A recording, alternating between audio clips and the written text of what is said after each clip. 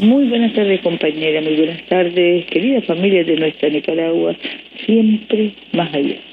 siempre bendita, siempre llena de fe, de cariño, siempre digna, siempre soberana, siempre, siempre, siempre libre.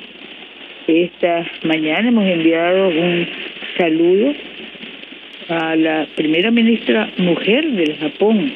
deseándole para su gestión éxitos,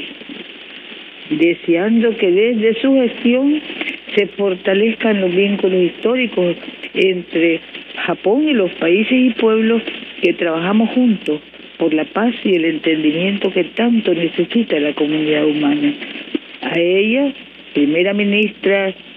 mujer del Japón, la hermana Sanae Takaichiki, enviamos nuestros mejores deseos de salud y bienestar personal, tanto para ella como para su familia.